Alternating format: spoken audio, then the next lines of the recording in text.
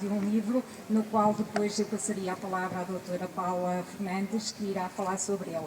Entretanto, este livro é apresentado pelo escritor José Carlos Moutinho, que nasceu no Sobradinho, Vila Franca de Xira, em junho de 1994. 1944. Com 13 anos partiu para Angola, onde concluiu os seus estudos secundários. Em 1973 saiu de Angola para o Brasil, de onde veio definitivamente para Portugal em 1980. Foi delegado de informação médica, nos últimos anos empresário na área da restauração, está aposentado, é membro dos Confrades da Poesia, Horizontes da Poesia, Luz ao Poemas, Varanda das Estrelícias, Academia Virtual de Sala dos Poetas e Escritores do Brasil. É presença regular em vários eventos e colóquios, dos quais hoje temos o prazer também de o ter cá, e é membro da Academia de Letras e Artes Plásticas Sonófonas. Agradecemos, e em nome das comunidades angolanas de Guimarães, agradecemos a presença e eu passo a palavra à doutora Paula. Obrigada.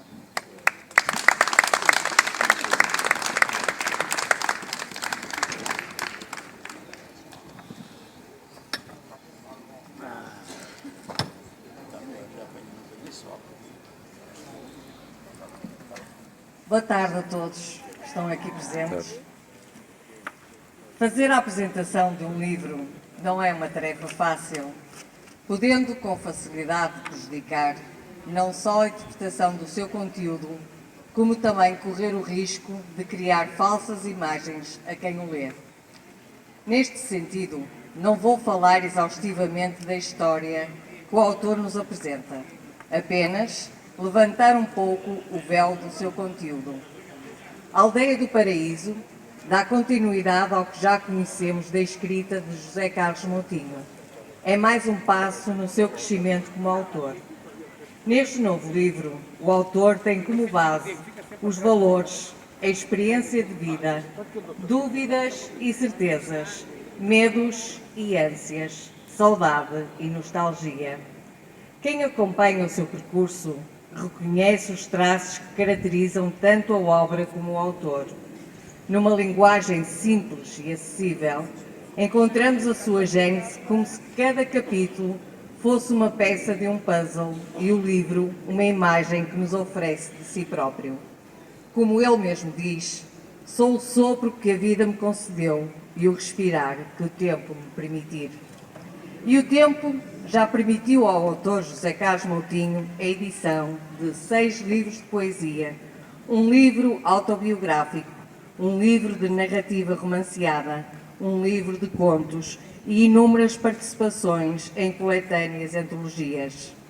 Com a mesma ousadia e coragem, homenageia agora todos aqueles que saíram das suas terras de nascimento e se aventuraram por outras desconhecidas, por opção, em busca de um melhor lugar ao sol.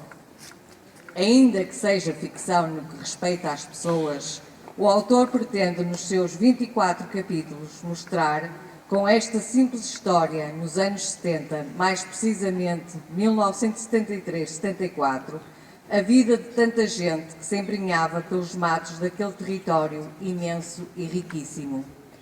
E ficção ou não, são as vivências cotidianas com as quais rapidamente nos identificamos. O ontem é hoje e se perpetua para o amanhã, onde os sonhos impulsionam vidas condicionadas. Cada ponto propulsa as vírgulas baralhadas em interrogações e exclamações. Na incógnita das reticências da história, flutua a imaginação das certezas sentidas no coração. A Aldeia do Paraíso é um sopro de dignidade, respeito e força de uma nova caminhada pela vida, por todos os que conseguiram ultrapassar os contratempos e por todos aqueles que, de alguma forma, ingloriamente não conseguiram resistir. É uma pequena aldeia em Angola, no meio da floresta cumbira, povoada por nativos e por 3 famílias portuguesas, os Antunes, os Guimarães e os Teixeiras. E assim o autor descreve: vivia na Aldeia do Paraíso este pequeno núcleo de pessoas tranquilamente, talvez uma vida um pouco monótona, mas de muita paz.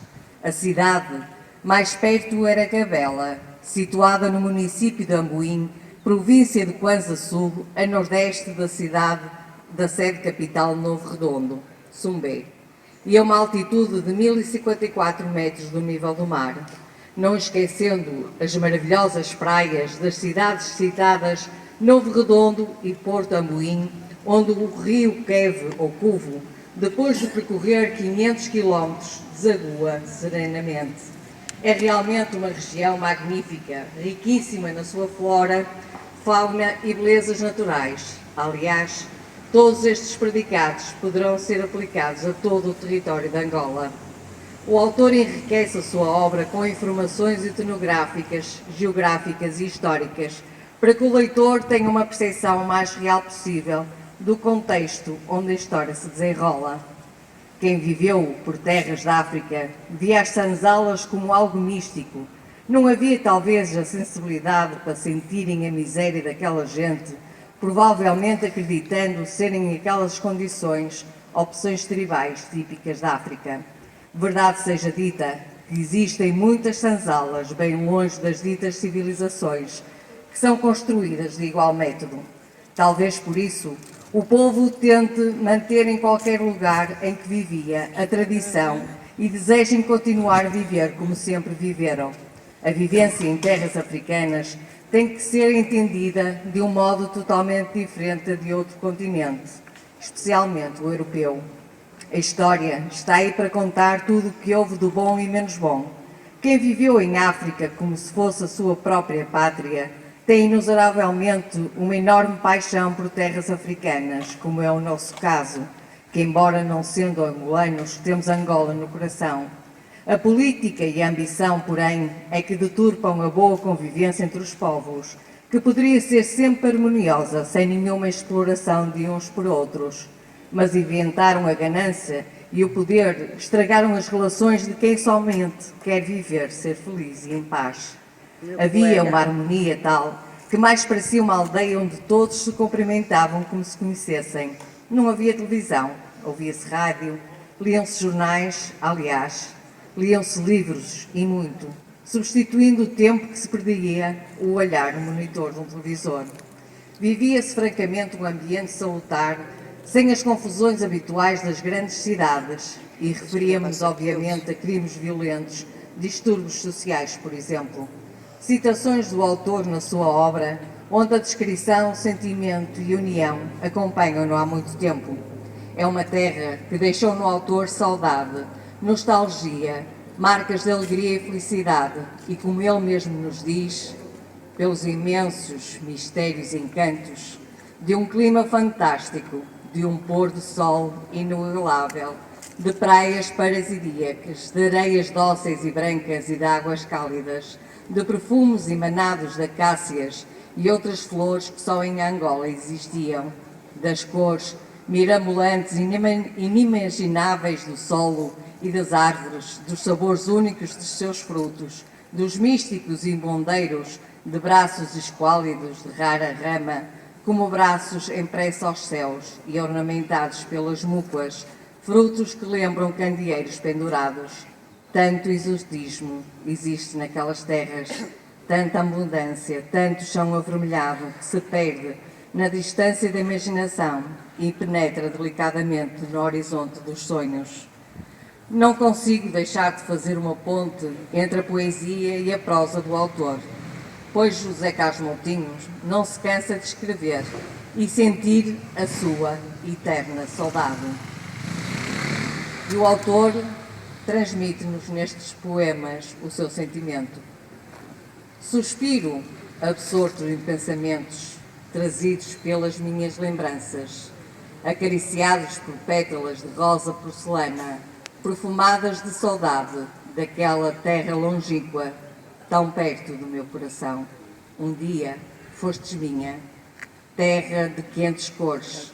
Nos chãos, no caminho de chão vermelho que eu pisei, pelos cheiros que me extasiavam o meu sentir e dos batuques que me despertavam nas madrugadas de ternuras, pelo misticismo daquela gente de pele negra, corações felizes que cantavam melodias de liberdade. A minha memória está pintada com as cores do pôr do sol, retocadas pelo arco-íris inolvidável da minha felicidade. Ainda sinto a impetuosidade das breves tempestades que me deliciavam no deslumbramento da bonança, abraçadas pela luz do sol radioso, surgindo inesperadamente do cinzento da chuva torrencial. Mulheres de seios soltos aos ventos, das savanas sem fim e uma África de fascínios.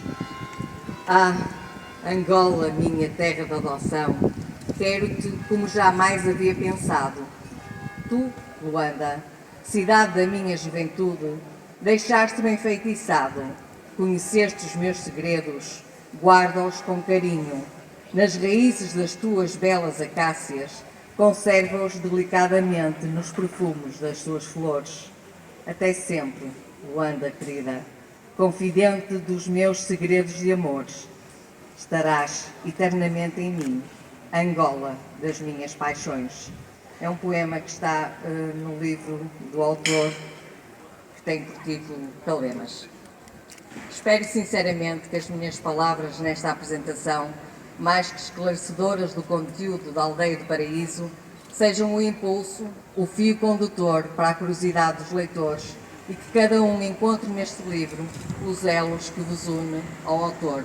Para finalizar, quero apenas dizer que é para mim um grande orgulho e privilégio fazer esta apresentação. Bem-aja a todos que me ouviram. Obrigada.